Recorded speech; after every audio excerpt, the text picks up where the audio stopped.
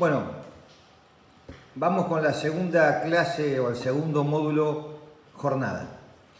Les fui mencionando en la clase anterior un poco el antecedente de la jornada, cómo se va desarrollando. Hicimos un poco la historia, los fundamentos de todo ese tránsito para llegar a la reglamentación actual y sobre todo cómo está reglamentado en nuestro país, yo les decía.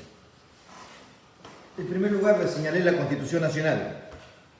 La Constitución Nacional, cuando se redacta en el año 1853, todos sabemos que no eran los momentos de que la agenda de los países estuviera presente lo que eran las cuestiones sociales. La discusión eran las libertades individuales, la división de poderes, y por eso el artículo 14 garantiza la libertad de trabajar. Las cuestiones sociales van a ser incorporadas producto de ese proceso del llamado constitucionalismo social, que en Argentina en primer lugar va a ser debatido y establecido en la Constitución en el año 49, la Constitución que es derogada en el año 55, para que en el año 57 se sancione el artículo 14 bis. El artículo 14 bis, ¿qué es lo que establece? Condiciones dignas y equitativas de labor, jornada limitada, descansos y vacaciones pagos. Ahí tenemos dos conceptos fundamentales. La jornada limitada hace referencia a la voluntad del legislador constituyente, ha sido establecer un concepto amplio y que la jornada que debe ser limitada a partir de las disposiciones reglamentarias de las leyes. Cosa que no ocurre en otros países, por ejemplo, Brasil, Venezuela, México, los tienen establecidos con rango constitucional. Otros como nosotros, Uruguay, lo tienen previstos constitucionalmente desde el punto de vista de un sentido amplio, a diferencia de aquellos países que reglamentan sí la extensión en línea similar o siguiendo los parámetros de la OIT, del convenio 1 y del 30, de 8 horas y 48 horas semanales.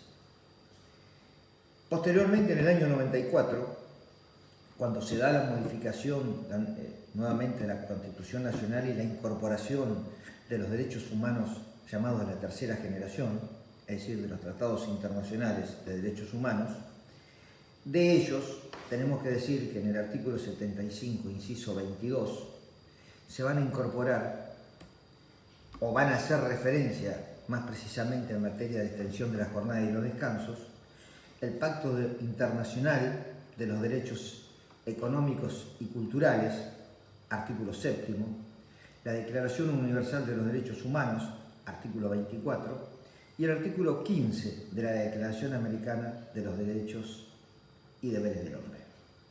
Esto podríamos decir desde el punto de vista de la Constitución Nacional, o cómo está previsto constitucionalmente la jornada de trabajo y los descansos de nuestro derecho.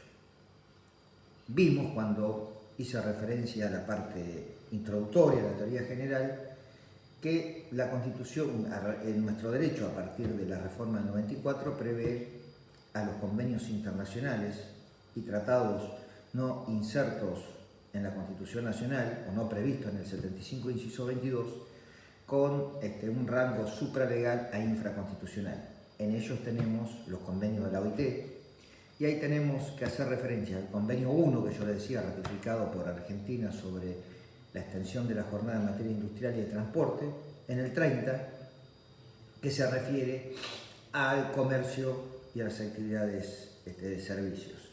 También tenemos que tener presente el convenio número 14 sobre los descansos.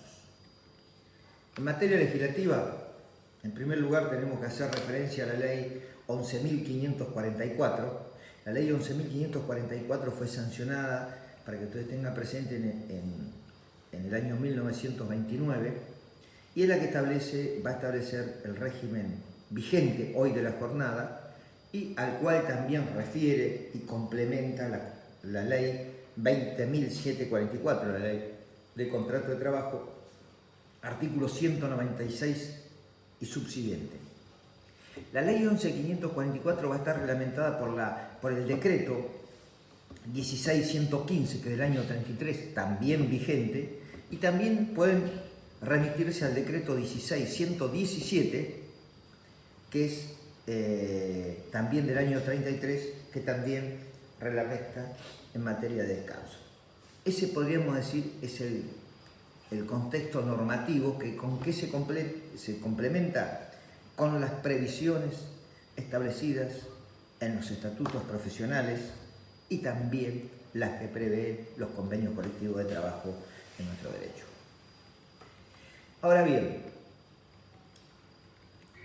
yo les voy a hacer alguna referencia muy breve en cuanto a cómo podemos clasificar la jornada. La jornada, partamos de la base que tenemos una jornada legal.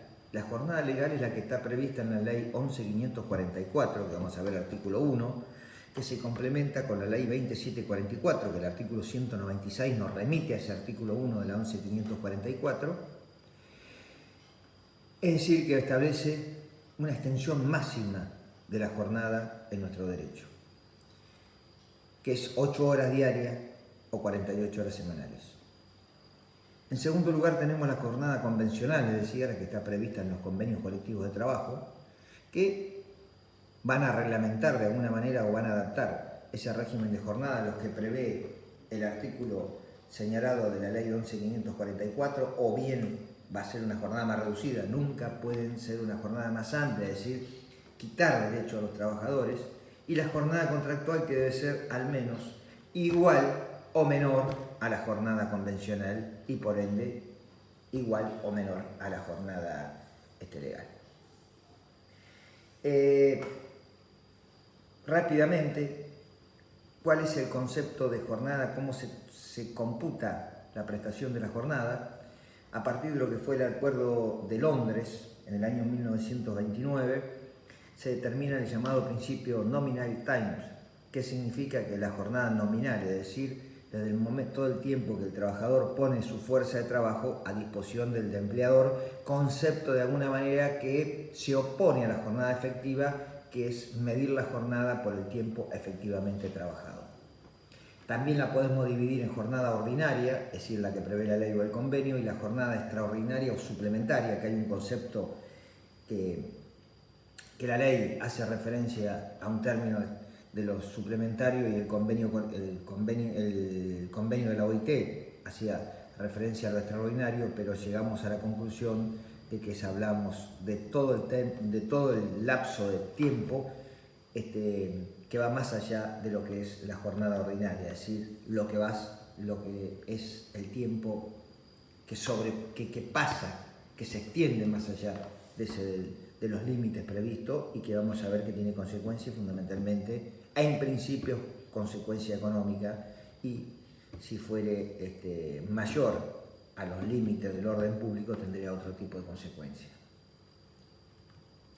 También tenemos que tener presente la división de la jornada diurna y nocturna. Eso voy a hacer alguna referencia breve, igual que la jornada salubre e insalubre, en el próximo módulo que grabe, pero para hacerle presente, decir qué diferencia tiene la jornada que se presta en horario diurno y la que se presta en horario nocturno, cuáles son la extensión del horario y cuáles son las consecuencias de la misma. También tiene que tener presente la jornada salubre e insalubre, les decía, a la luz de lo que prevé el propio decreto reglamentario y la ley 11.544 y el artículo 200 de la 27.44 en cuanto a las condiciones en las que se debe prestar las tareas, la incidencia que tiene sobre la salud del trabajador y, en definitiva, cómo puede llegar a determinarse o cómo se determina el carácter de insalubre de una determinada, un determinado lugar de trabajo y quién lo determina. Eso les voy a explicar, les decía en el módulo anterior. También tenemos la forma de prestación, que puede ser continua o discontinua. La jornada continua es la que se desarrolla sin interrupción, se desarrolla con las interrupciones lógicas y normales, tendríamos que decir, como por ejemplo la recuperación física del trabajador, los descansos durante la prestación, las interrupciones por cuestiones higiénicas, las interrupciones para almuerzo, merienda o desayuno, etcétera, pero en todas las que se dan en el lugar de trabajo, y que de forma tal que el trabajador no se retira, no interrumpe una determinada prestación para volver dentro de un determinado tiempo, sino que se dan todas en el lugar de trabajo y de manera continua. Cambio la discontinua, caso de los trabajadores empleados de comercio, los trabajos que hacen turnos matutinos y vespertinos, etcétera, es decir, que hay una interrupción y una nueva reinicio formando parte de esa jornada. También podríamos hacer referencia en estos términos a aquellas jornadas que se dan dentro del régimen general que vamos a ver, que es el que está previsto en la Ley de Contrato de Trabajo, y también tenemos los regímenes especiales que ustedes van a ver a lo largo de la materia, que son los que surgen de los estatutos profesionales que pueden excluir, el caso de la jornada y otros, a la Ley de Contrato de Trabajo, caso de los trabajadores agrarios o de casas particulares, y también otros regímenes especiales, otras situaciones especiales de los estatutos que, si bien no excluyen a la Ley de Contrato de Trabajo, la complementan, pero pueden o seguramente prevén situaciones especiales en materia de jornada de trabajo, es decir, tienen una estipulación propia que indudablemente no va más allá de los límites previstos en la propia norma de fondo, es decir, la Ley 11.544 en su artículo primero. Vamos a ver puntualmente cómo es el tratamiento entonces. El artículo 196 de la Ley de Contrato de Trabajo establece ciertos parámetros. ¿Qué es lo que dice? Primero, la uniformidad. ¿Qué es la uniformidad? Dice que la jornada se rige por una ley nacional, es decir, es materia del Congreso de la Nación. Hubo discusiones, muchas discusiones en el país, inclusive hubo casos que llegaron a la Corte Suprema de Justicia de la Nación, caso Fábrica de Calderas contra la provincia de Santa Fe en el año 85, donde la propia Corte convalidó el criterio de que es facultad del Congreso de la Nación determinar la jornada de trabajo en nuestro país. Y ella se rige por lo que prevé la Ley 11.544. Las disposiciones provinciales no son de aplicación en materia de la extensión de la jornada, sí que regulan lo que son el régimen de los descansos en cada una de sus jurisdicciones. Esta también otra discusión de que actualmente se encuentra con algunos casos a resolver por la Corte Suprema de la Nación por situaciones de los descansos los días domingos en la provincia de Santa Fe y en algunas jurisdicciones de la provincia de Córdoba sobre también reglamentación de los descansos los días domingos. La duración máxima está prevista en forma diaria, lo prevé el artículo 1 de la 11.544, 8 horas diarias, 48 horas semanales. El decreto reglamentario 16.115 va a establecer la posibilidad de que esa prestación diaria de 8 o 48 horas puede, en el supuesto de que exista una distribución desigual, dice el decreto, extenderse a 9 horas. Es decir, en la medida que no se supere el límite semanal y la distribución sea desigual en los días de la semana, puede extenderse 1 hora más a los fines de acortar esa prestación. Es el caso, por ejemplo, de los que trabajan los días viernes, generalmente los que trabajan de lunes a viernes y hacen una jornada de 9 horas, estaría posibilitada en los términos del reglamento, de la norma reglamentaria de la 11.544. El otro concepto que establece la 11.544, esta prestación se tiene que dar en todo el trabajo, dice, por cuenta ajena. En realidad estamos hablando del trabajo en relación de dependencia.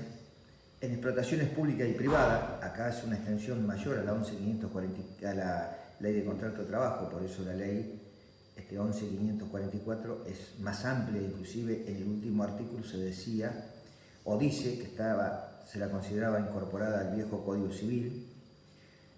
Entonces es de aplicación a actividades públicas y privadas y a todas las actividades, tengan o no fines de lucro. Acá estamos hablando, cuando hablamos de fines de lucro, tengan o no fines de lucro, a las actividades comerciales, las entidades civiles, por ejemplo los clubes, las cooperativas, las mutuales, es decir, todas ellas deben aplicar la ley de jornada, los límites previstos en la misma. ¿Quiénes están excluidos? La situación del dueño, empresario, los familiares del dueño, en la medida de que desarrollen tareas en un establecimiento únicamente ellos. Si en un establecimiento, además del dueño, la familia, propietario del establecimiento, hay algún trabajador en relación de dependencia que no forma parte del círculo familiar, indudablemente se debe aplicar la ley de jornada. Y decimos, ¿por qué se debe aplicar? Es porque se deben llevar los libros, los registros, el control horario, etcétera, es decir, los recaudos que va a prever la ley. A las actividades agrícolas previstas en el estatuto específico, que es la ley 26727, que la regula específicamente y la excluye expresamente la ley 11.544, igual que la exclusión del personal de casas particulares previsto hoy por la ley 26844, que es el estatuto especial. Es decir, tenemos situaciones incluidas: todo trabajo en relación de dependencia, persiga o no fines de lucro, sea público o privado. Tenemos los excluidos: todos los familiares, el dueño del establecimiento o del lugar de trabajo están excluidos de la aplicación de la ley. Los que están comprendidos en el estatuto de los trabajadores agrícolas, en el estatuto del personal de casa particulares. Esas son todas las situaciones excluidas de la ley. Y tenemos una tercera categoría, que son las exceptuadas. ¿Qué son los exceptuados? Los exceptuados son aquellos que, si bien están comprendidos dentro de las previsiones y los límites de la ley, ese límite puede ser vulnerado, es decir, puede ser sobrepasado en ciertas situaciones especiales que prevé la reglamentación. La ley 11.544 prevé dos tipos de excepciones: las excepciones legales, que las prevé el artículo 3 de dicha norma, y las administrativas, previstas en los artículos 4 de la ley 11.544, 12 y 13 del decreto reglamentario 16.115. ¿Cuáles son las legales que plantea el artículo 3 de la 11.544? Son el caso de los directores y gerentes, es decir, están dentro de los límites, pero pueden ser extendidos, sobrepasados, sin tener consecuencia económica. El trabajo por equipos, y en el caso de accidente ocurrido, inminente, de accidente ocurrido, accidente inminente o supuesto de fuerza mayor. Son los tres supuestos de excepciones llamadas legales que prevé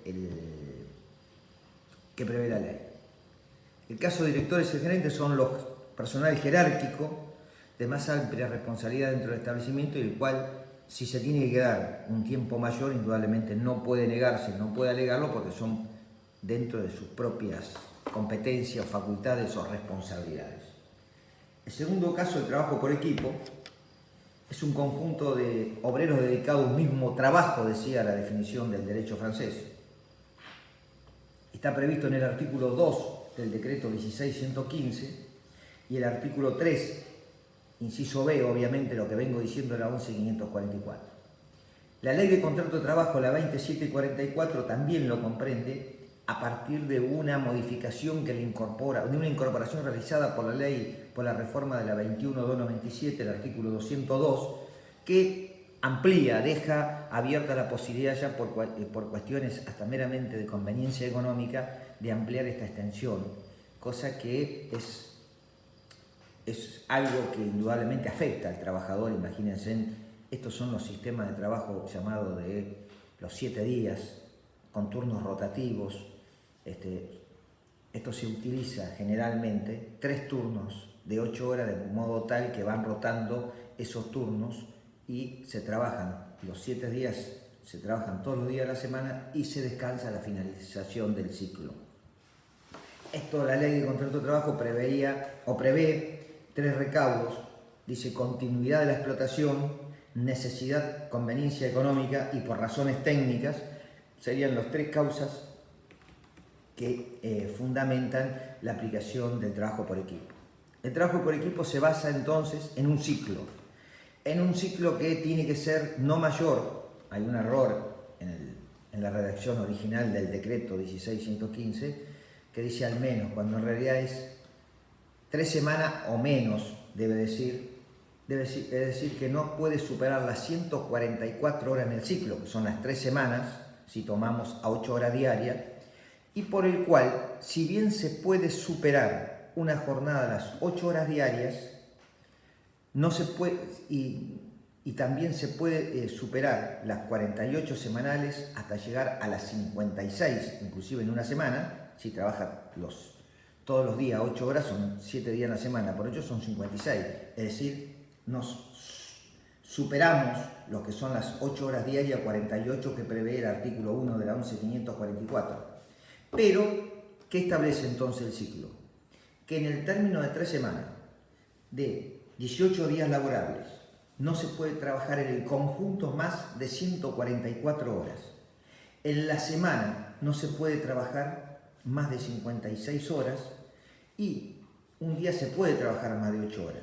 El límite diario, ¿cuál sería? Serían las 12 horas, porque es el mínimo del descanso que prevé el artículo 197. Es decir, tenemos como conclusión, para que no se confundan mucho, este trabajo por equipo se trabaja en un ciclo, 3 semanas, 144 horas, que no puede superar ese límite de las 144 porque es 8 horas diarias por 18 días de trabajo da 144. Es el límite. En el día se puede trabajar más de 8, sí. En la semana se puede trabajar más de 48, sí, hasta 56. Se descansa, sí. Al finalizar cada ciclo, generalmente semanal, hay el descanso compensatorio que tiene que tener el trabajador.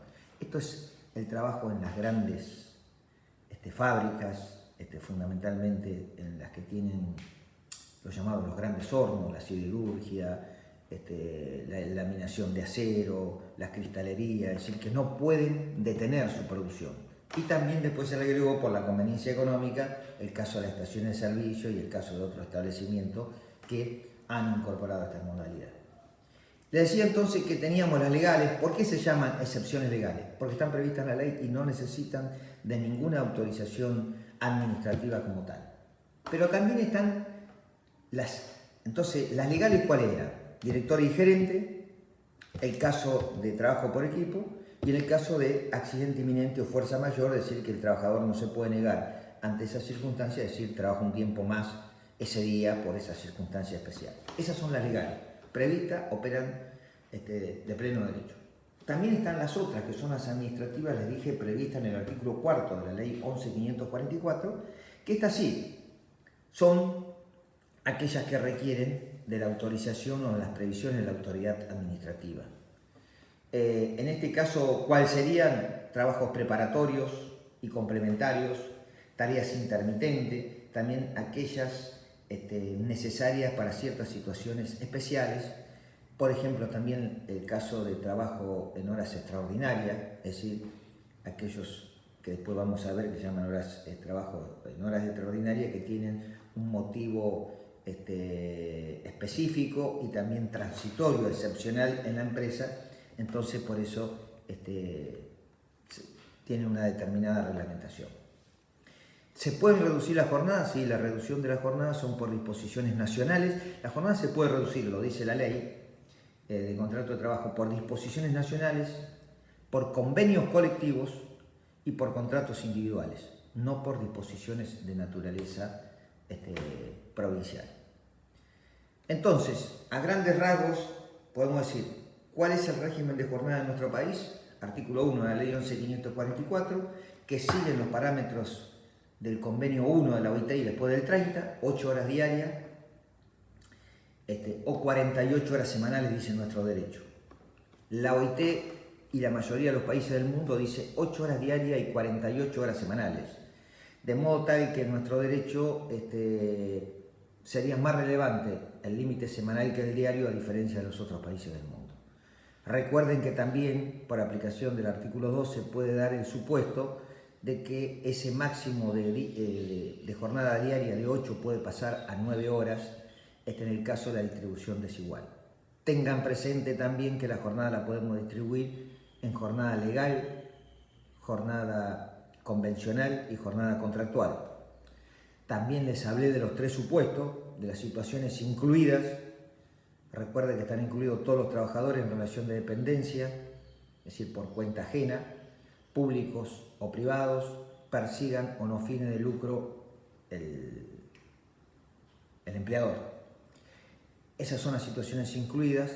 Están excluidos expresamente donde trabajen el titular del establecimiento, sus familiares directos. También están excluidos en el caso de los